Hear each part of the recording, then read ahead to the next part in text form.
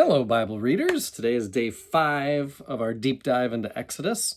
Today's pivotal moment, I love it. It's so good. This is where the drama of Exodus, the enormity of what Exodus is claiming about the truth and the power of God, along with the falseness and the impotence of Pharaoh and every other worldly power there ever will be, all the gravitas of Exodus meets biblical humor.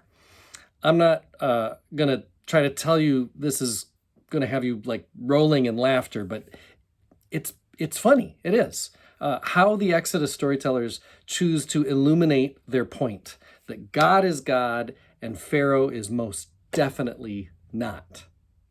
So, Moses has already brought the command, let my people go. Pharaoh refuses.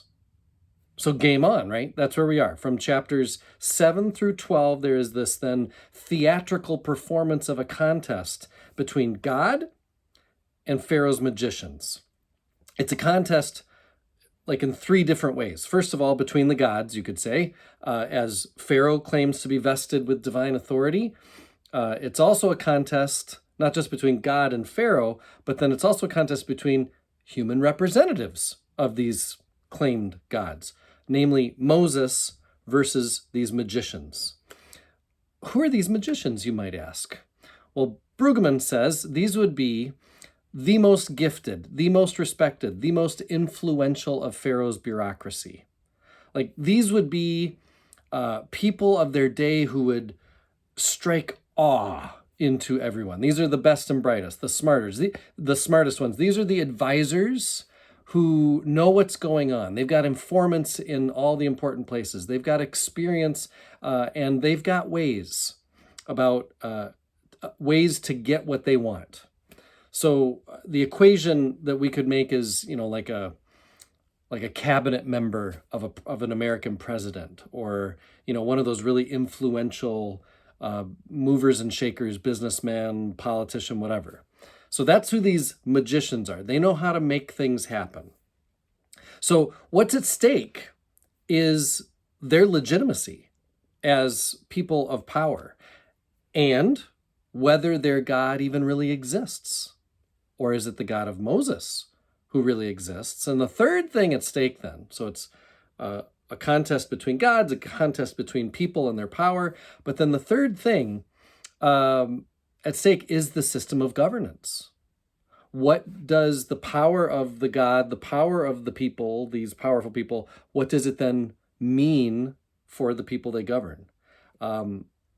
It's a contest to see what kind of social power, what kind of social possibility will happen going forward in Egypt and far beyond. The contest is performed through episodes that we have always called plagues, the 10 plagues, right? Brueggemann points out that the actual term could be translated instead of a plague as smitings, as though the contest is to see which side can smack in the most compelling way. We could also understand these performances to be wonders. That's another way to think of them. Since chapter 3, when God said, I will stretch out my hand and strike Egypt, smite Egypt with all my wonders. So that's another way to think about this. Okay, so the first one is where Moses pollutes the Nile so that it stinks, right? The magicians are like, we can do that. We can make a water supply foul, and so they do. Good for them, right?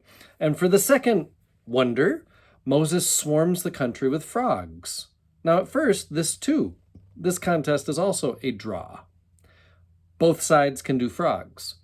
But then in verses 8 through 15, Pharaoh lets out a plea. He tells Moses to pray to the Lord. Now, this is the first time Pharaoh acknowledges that the Lord exists. He is beginning to know.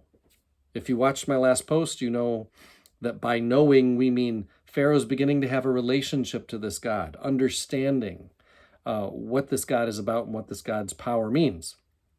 But Pharaoh calling upon Moses to pray to the Lord, that's as far as the second plague takes the story of Pharaoh's relationship with the Lord. It's the third wonder.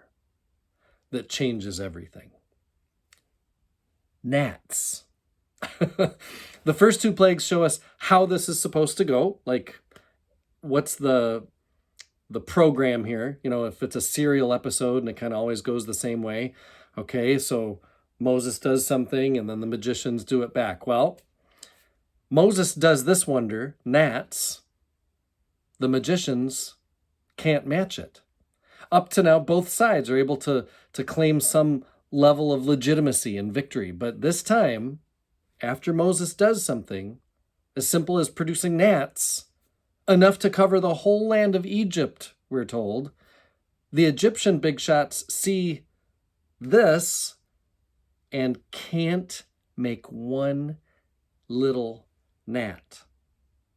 Verse 18 is the pivotal moment in Scripture that will be repeated time and time again, not word for word, but in concept. The magicians tried to produce gnats by their secret arts, but they could not. This is grounds for hilarious smack talk for the rest of eternity. Fake powers like Pharaoh are so fake. How fake are they? They can't even make a gnat. Ba-dum-tsh. This is humiliating for Pharaoh, as he and his fake magicians are exposed.